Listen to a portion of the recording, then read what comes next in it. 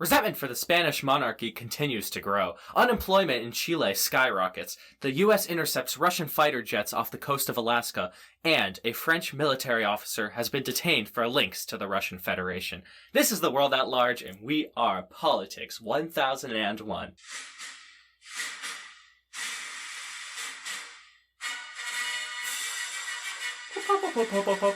Politics. The world at large. The world at large. The world at large. Welcome, folks, to the long-awaited episode of The World at Large. It's been a while since we graced your ears with our lovely voices. But very lovely. The news waits for The World at Large. So, we're back. We are back, everybody, and today we have so much to talk about. Because when you are away for a week, a lot of stuff tends to happen. Yes. And this week was, in fact, no exception to that. You know, a lot of stuff has happened, but that includes the country of Spain. Or should I say the kingdom of Spain? Or I don't know. Maybe for now. Why It seems don't you like the choose monarchy is a little bit... it seems like it's not very popular among the people anymore. So why don't we talk about that? So Spain has continued to exist as a monarchy, but the monarchy's approval rating has dropped significantly. And so stories have continued to emerge regarding the former king of Spain, Juan Carlos, and his recent departure from the country about 3 weeks prior. So when I say stories continue to emerge, I mean the very not so good corruption scandals that he's involved in, as in his about $76 million gift from the Saudi crown prince, or the king of Saudi Arabia, actually, and then something about a Swiss bank account investing with that, and also a roadway between Medina and Mecca, the holy cities in Saudi Arabia. All of it's interconnected. The whole shebang. The whole shebang. And the problem is, when you're the king of Spain, and you're accepting gifts as a public figure, well, it's not good, because usually you can't accept bribes. And furthermore, you shouldn't be spending taxpayer dollars on stuff that, well, is not for government business. Yeah. And so that kind of applies to Juan Carlos. And he is going through a bit of a pickle right now in terms of, the people know about my financial scandal. Shucks. Oh no, this is not good. So he decided, let's go away to the country. We're going to leave the country. We're going to let it go. My son is going to take over as king. He's already been king for a while, but I'm just going to leave. I'm going to leave him alone. I'm going to say in a statement through my media advisor, and I'm going to say that I am leaving because I don't want my son to be associated with my terrible do's. And that's what he said, and so he left. So where did he go? Originally, there was speculation he was going to go to the Dominican Republic or Portugal, both places where he spent his childhood. But no, he decided, I'm going to go to the United Arab Emirates. So he landed about 3 weeks ago. On August 3rd is when they released this statement. But 3 weeks ago, he landed in Abu Dhabi, which is the largest of the 7 emirates in the United Arab Emirates. And he landed there, and most speculation is that's where he's staying. This was first reported by ABC News. They're the ones who actually took a picture of him getting off his plane and going to Abu Dhabi. So here's the little bit of a weird part about this. Apparently he's staying in a state-run hotel. This is according to every speculation, not including ABC. This also includes The Guardian, CNN, Fox News. They're all saying that Juan Carlos is staying in the state-run hotel. And the problem with this is that it's about 10,000 euros a night. So to put that into perspective, that 10,000 euros a month is an amazing salary for any European. $10,000 a month is a pretty good salary if you're an American. So 10,000 euros a day to stay in a hotel. Oh, God, Juan Carlos just blowing money like crazy. But so this is where he's speculated to be staying.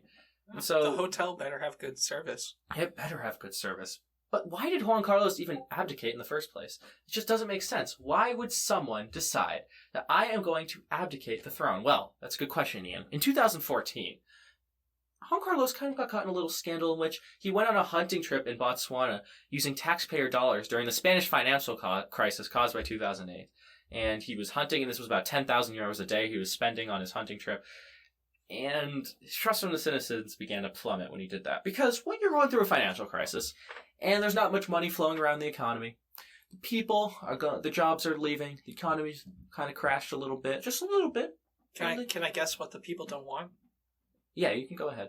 They don't want the head of state going to hunt in Botswana with their taxpayer dollars.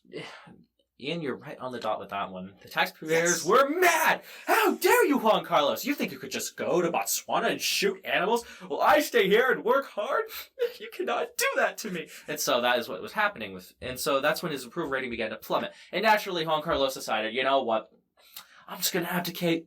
If you don't want me to be your king, then I'll just abdicate. You're right. I know I went on a hunting trip, and I regret it. I regret it, and I'll say it to all of you. I regret it, and I resign. So he abdicated the throne to his son. And so his son took over. And now, it was a little... so like I said, it was a little unclear where he went first. And this hotel that he was staying in is extremely, extremely expensive. So obviously still spending the taxpayer money that he originally had on this hotel. However, he's been cut off from his stipend. So he received about 200,000 euros a year in just, like, spending money. Like, that's the salary of being king. And so he got cut off from that. He got cut off from the inheritance. And his son, who's now the king, has said, I'm not going to... when you die, I'm not going to collect your inheritance because I don't want to be associated with you. And his son says he respects his dad's decision to leave the country, and he's totally fine with that. However, the Spanish people, they're not. According to most polls, only 25% of Spaniards actually approve of Juan Carlos leaving the country.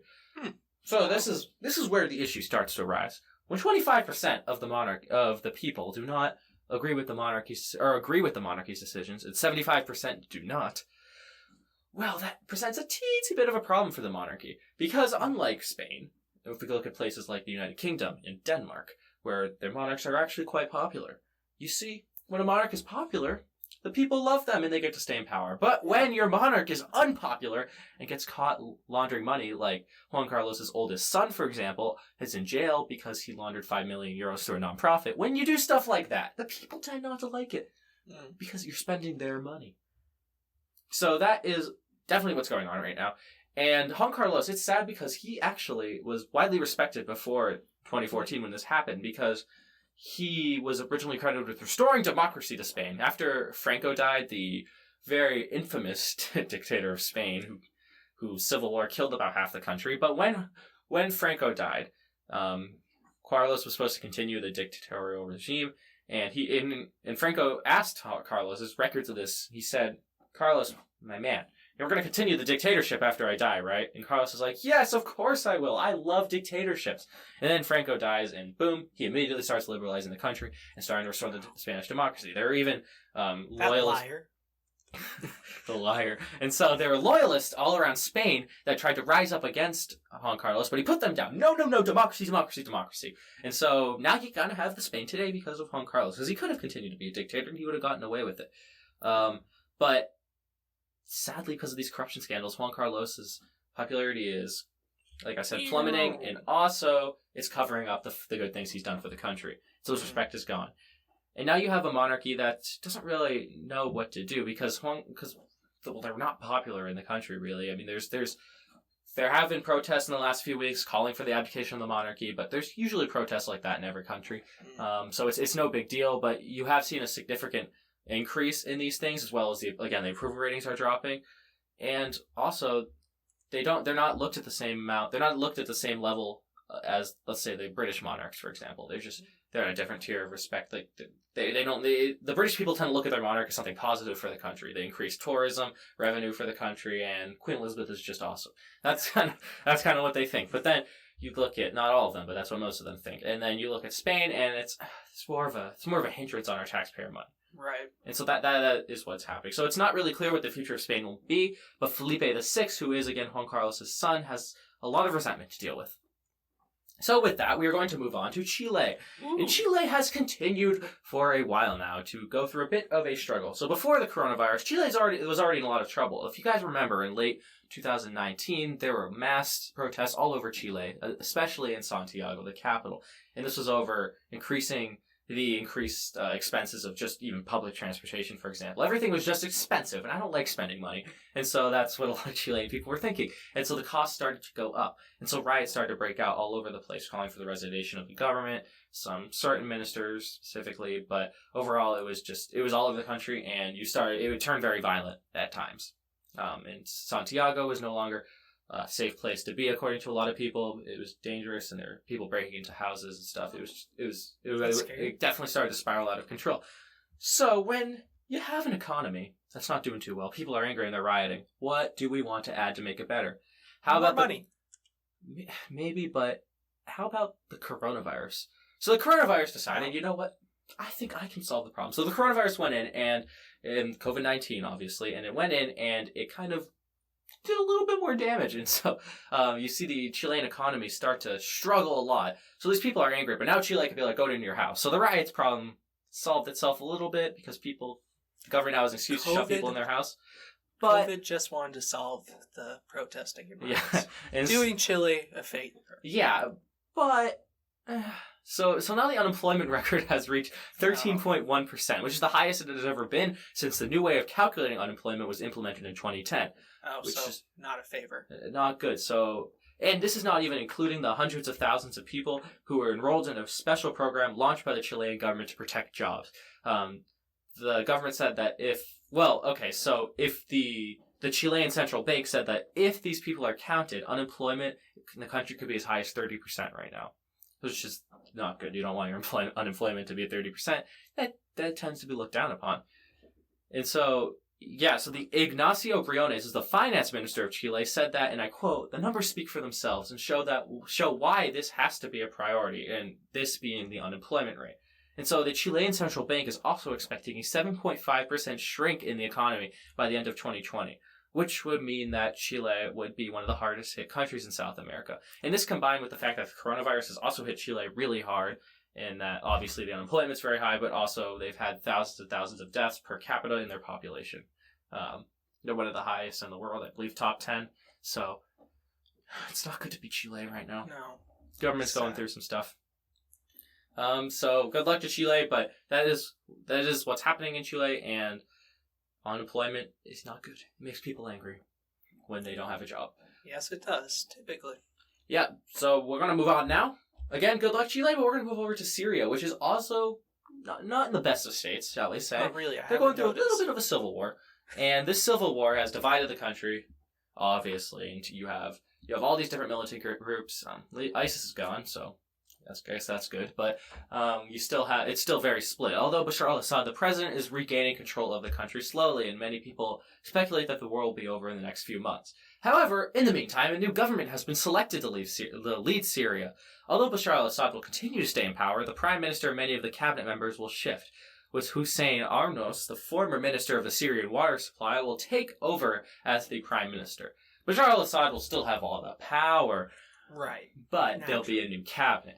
And so, besides the defense minister, foreign minister, economic minister, the government, every single position will be switching up. But those three that I just said will stay the same. And so, this government, it's a big deal because we didn't really expect Bashar al-Assad to change up the government, first of all, and also they're in the midst of a civil war. So this new government has a lot of expectations. Well, Bashar al-Assad, if you're going to implement a new government, you need to end the war, man. Come on. Get Turkey out. Get these Kurdish rebels out. They're just breaking apart our country. It's ridiculous. Yeah, and that is a large opinion among the Syrian people. And so this war is, again, it's expected that this government will end the war in the next few months, and that's what many countries are hoping for. Although every single country kind of has their stake in there. You see this alliance building between Iran, Russia, and Turkey against the United States over oil assets in the country. And so when you have the U.S. and Russia and their allies all fighting each other and using Syria as the battleground, it makes you think if this war is actually going to be ending in the next few months. But nevertheless, that is what's happening. So, good luck, Syria. But speaking of Russia, Russia is just all over the news today because they had six of their jets intercepted outside the coast of the U.S. state of Alaska. Uh-oh. And so it was about 50 nautical miles, which is about 57 miles, according to my math skills. Oh, wow. And so these were 6 Russian jets, and they were 3 groups of 2, and they were called the Tu-142, which is a patrol jet, and they were all intercepted. So according to NORAD, the North American Aerospace Defense Command, which is tasked with defending the coasts of North America. Also, around Christmas time, they have a Santa Claus tracker. Look at that, guys. And so they're tasked with defending North America, and it's combined of Canada and American people. Yeah, Canada and the U.S. work together on that. And NORAD says that the jets stayed in international airspace, but they have noticed an increased presence in the Russian Air Force in that area. And this interception actually happened only a few hours after a Russian submarine was spotted close to Alaska. It surfaced and they spotted it. And NORAD said it's keeping a close eye on it. But nevertheless, it was there. And Russia's like, look, man, we're just doing drills. You don't need to be worried. We're just doing drills. We just want to drill our planes. We want to make sure that they're in the tip-top shape. So if we ever do fight, then we'll be ready. But not really. No need to worry. Not really. Russia's just saying that they're drilling. And NORAD's not really buying that. The United States is not buying that. They don't like when Russian ships are 57 miles off the coast of Alaska, which again seems like a long distance, but it's really not in terms of how big the ocean is and how close the ships are to Alaska. 57 miles is actually very small. And again, it wasn't international waters, but it just worried NORAD and it set off an alert. And so NORAD said specifically, this year, we've conducted more than a dozen intercepts, the most in recent years. The importance of our continued efforts to project air defense operations in and through the North has never been more apparent. So NORAD is reiterating their importance and how they must exist to protect against people trying to encroach on the sovereignty of North American countries from Asia, specifically. And so Russia said, again, that these were drills, and this was a statement coming from the Foreign Ministry in Moscow, but this tension between the U.S. and Russia, which especially is dated to the Middle East, right?